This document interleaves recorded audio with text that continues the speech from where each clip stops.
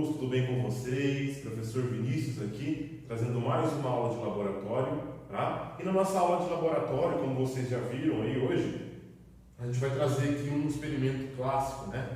Que eu acho que alguns de vocês já devem ter visto pela internet ou pela televisão, né? Mas a gente, além de trazer esse experimento, a gente vai tentar entender um pouquinho do que está acontecendo aqui dentro desse experimento, como vocês viram no início do nosso vídeo, beleza? Então vamos lá para a nossa aula prática, para a nossa experiência. E por onde que a gente começa nossas experiências? Sempre pelos materiais, beleza? Então vamos lá então para saber um pouquinho dos materiais que a gente vai utilizar dentro desse experimento.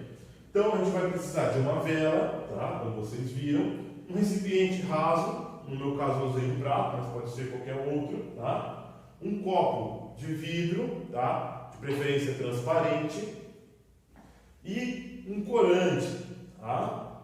Esqueci de colocar aqui também, mas a gente vai precisar do fósforo, tá? Para acender, ou um isqueiro, ou algum tipo de fonte, uma fonte de fogo para a gente conseguir acender a vela, tá? Mas nesse caso aqui eu estou usando um fósforo. E agora a gente vai falar um pouquinho sobre os métodos, como que a gente vai realizar, tá? O procedimento para a gente conseguir observar aquela água, né, entrando pelo copo, por que daquilo, né? Como vocês viram, o título da nossa aula é Ar ocupa espaço? Será que tem a ver com ar? Será que tem a ver com fogo? Será que é a água que esquenta e sobe?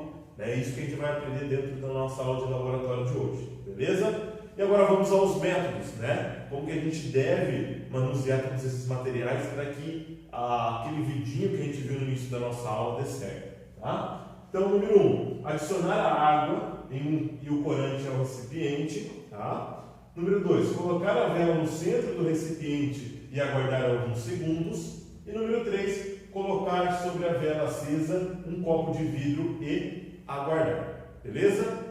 Agora a gente vai vir aqui para a bancada para a gente realizar todos esses métodos e ver se realmente vai dar certo. Vamos comigo então?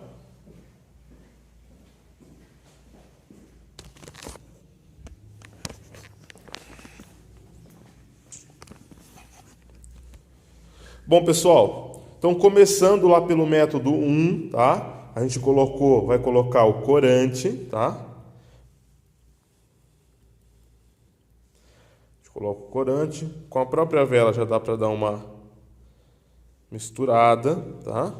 Mistura. Corante um pouco forte, já deve estar corado, tá? Depois que a gente adicionar a água ao corante no nosso recipiente raso, a gente vai colocar agora a vela, tá?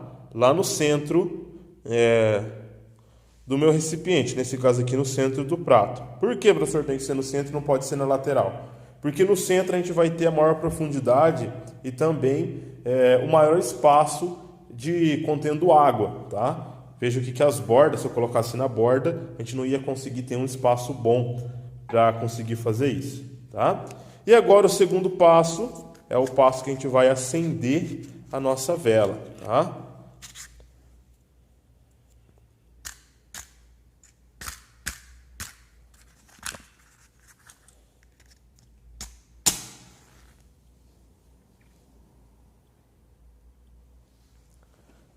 Vai acende ela, tá? Esperar agora alguns segundos.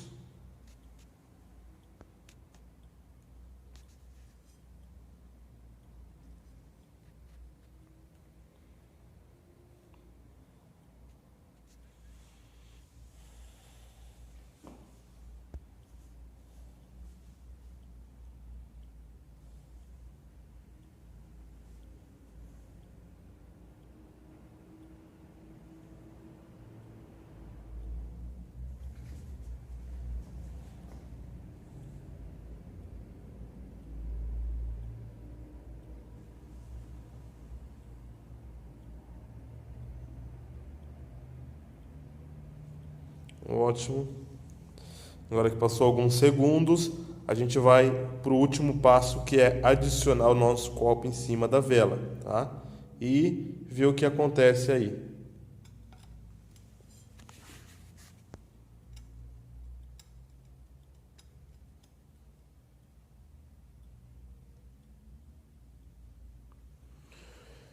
Viram lá que a água subiu, né?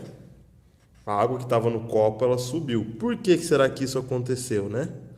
Veja, se eu colocar de novo, essa água ela não vai subir, tá? Veja que ela fica no nível que está ali dentro do prato. Por que será que a água subiu? É o que a gente vai descobrir agora com o professor explicando o que aconteceu nesse experimento. Vamos lá, então?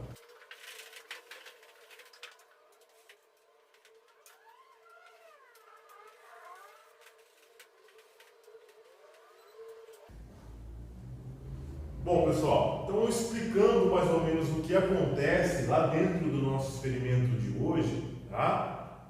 Basicamente, tá? O que está acontecendo ali é uma substituição, tá? Como assim, professor?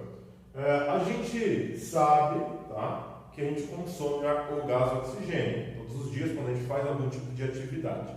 Mas além da gente, tá, além dos organismos vivos, existem outros tipos de coisas, como reações químicas, que também consomem o gás oxigênio. Tá? E um exemplo é a combustão. Toda vez que tem a combustão, quando tem fogo, né, presença de uma chama, existe o consumo de oxigênio. Tá?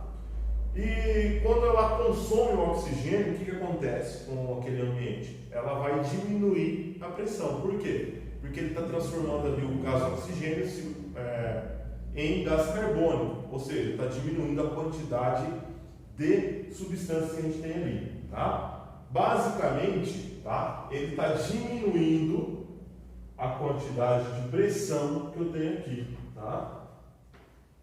Então, a pressão que eu tenho lá dentro do meu copo, ela vai diminuir devido a quê? Devido ao consumo do oxigênio pela chama. Tá? E aí o que acontece? Como diminui a pressão que tem ali dentro do copo, daquela região, do espaço que tem ali dentro, a única forma que o copo vê, tá? Porque a parede do copo é muito resistente, porque ele é de vidro. Tá? A única forma que ele tem de preencher aquele espaço é sugando a água que está na parte inferior. Tá? Então aquela água que está aqui na parte inferior do copo, o que acontece com ela? Ela sobe para preencher aquele espaço, tá? Ou aquela quantidade de oxigênio que foi consumida pela chama. Tá? Professor, mas por que não encheu até na parte de cima? Porque a quantidade de oxigênio que tinha aqui dentro era pouca, tá? Se comparada com os outros gases que estão ali dentro, como o gás carbônico, o gás nitrogênio, tá? Portanto, o gás oxigênio e todos os outros gases ocupam espaço. E quando ele é consumido, tá?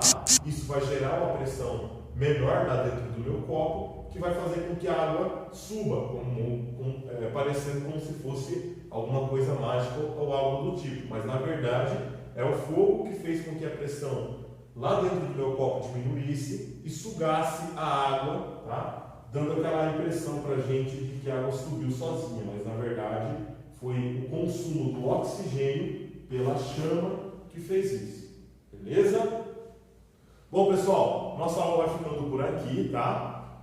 Vou deixar duas questões para vocês resolverem, tá? Da nossa aula de hoje, tá? Não se esqueçam de responder essas questões lá na plataforma Plural e até a nossa próxima aula, beleza? Grande abraço!